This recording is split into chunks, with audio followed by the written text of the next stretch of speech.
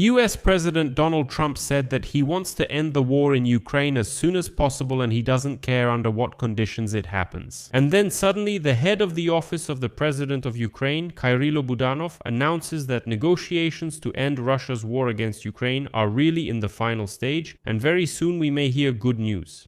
At the same time, it became known that Putin's representative, Kirill Dmitriev, urgently flew to the United States of America for negotiations with Donald Trump's administration precisely on the issue of ending the war.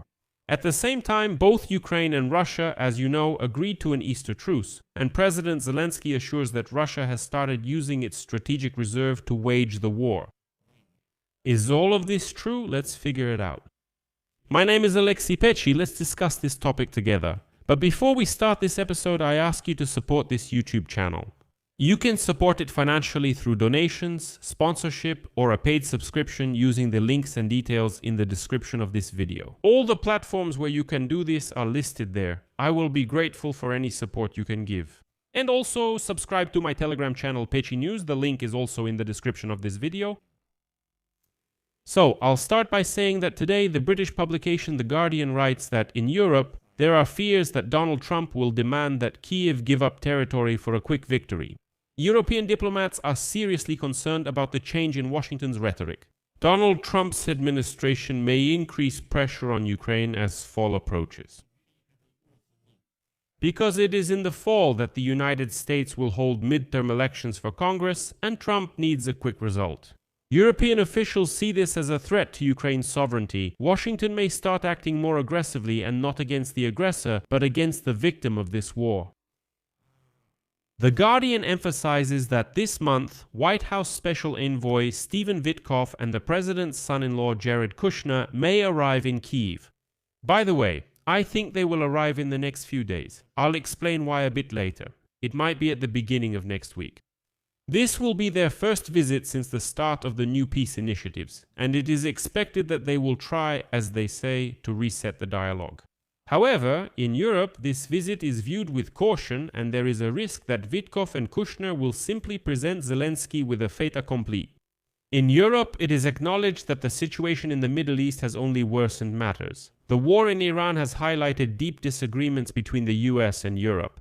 And there hasn't been such tension since the beginning of the full-scale Russian invasion of Ukraine in 2022. According to the officials interviewed, disputes and difficulties have arisen because the US is focusing on Iran and reducing resources for supporting Ukraine. In addition, Europe is afraid of being left alone with the Russian threat, and Trump might actually walk away. But as for the possibility that Trump's envoys, Witkoff and Kushner, might come to Kyiv and actually confront Zelensky with a fait accompli, that possibility exists, and it is very, very high. I'll explain why now.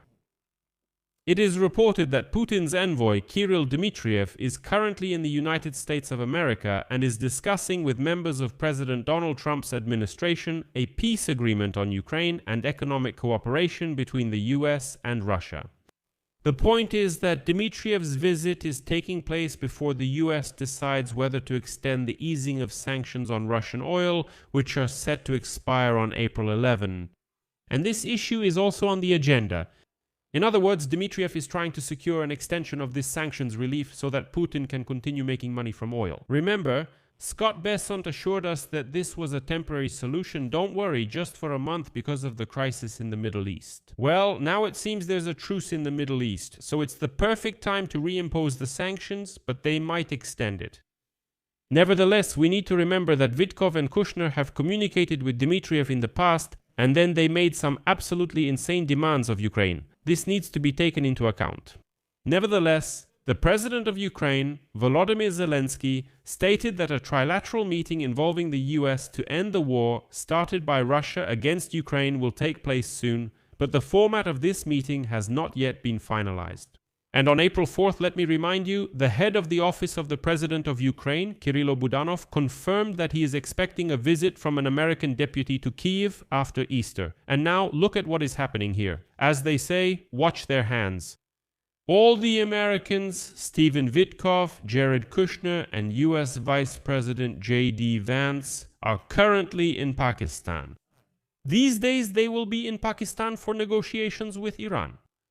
And accordingly, from there, after Easter, after Sunday, they will most likely head to Kyiv. So all the logistics indicate that the next stop is really Kyiv. Their visit was already announced and everything is coming together.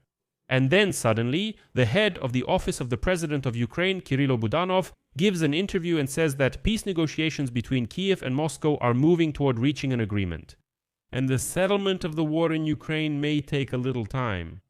According to Budanov, there is progress in the negotiation process with Russia. Budanov is also convinced that this will not drag on. Although Budanov himself did not specify exactly what, because as you know, there have been no public negotiations for more than a month. But that's publicly. Apparently, there is a non-public part as well. Next is a quote from Budanov.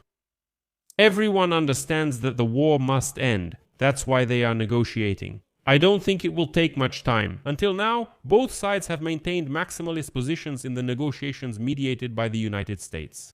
But they are gradually moving toward a compromise. Russia also has a clear incentive to reach an agreement. Unlike us, they are spending their own money. These are huge amounts, already in the trillions. At the same time, Budanov refused to say exactly what a possible compromise on the territorial issue might look like, which is the most difficult part of the negotiations. That's concerning, and why not? So Budanov says, the negotiations are almost at the final stage, but I won't tell you how we're going to resolve the territorial issue. And here Bloomberg, citing sources in the Kremlin, states that the negotiations have reached a deadlock and the parties have only staked out positions that remain unacceptable to each other. At the same time, Zelensky stated that the Russians have already started using their strategic reserve at the front. This is evidenced by the size of Russian forces in Ukraine. In a month, we eliminate as many occupiers as they mobilize. But at the same time, the size of their forces in Ukraine is growing. That is, we believe that by bringing in servicemen from the strategic reserve, they are increasing their forces. So the point is that the Russians are taking risks, throwing everything they have into battle. In addition, Zelensky noted that the Russians want to occupy Droshkovka, Konstantinovka, and Pokrovsk by the end of April. These are in the Donetsk region. But for them, it will be impossible. It's impossible, but this isn't the first time they've set a deadline, and now they've set themselves this kind of target. I've already talked about the meeting with British intelligence. We have a trusting relationship with them, so they also don't see any possibility for the Russians to do this. But again, the point is that the Russians can now throw all their forces into battle to try to achieve some kind of success at the front, so they can use it as leverage in negotiations. So there's a high probability that we'll see a new round of negotiations in the near future. I'll leave it at that. Share your opinions and conclusions in the comments below this episode. Subscribe to the channel, hit the bell, and don't forget to like. If you want to support the work of this YouTube channel, you can do so financially with any donation, paid subscription, or sponsorship on YouTube. All the links and details on how to do this are in the description of this video. It says there, support Alexei Pechi's channel. Choose any format that's convenient for you. I will be grateful for any support you can give. That's all for now. Take care. Goodbye, everyone.